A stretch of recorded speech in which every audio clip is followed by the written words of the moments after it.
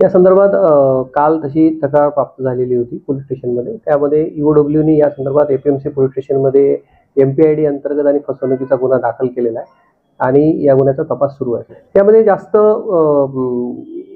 परताव्याचा आमिष देऊन त्यांनी लोकांना फसवणूक केल्याचं निष्पन्न होतं प्राथमिक त्याच्यामध्ये.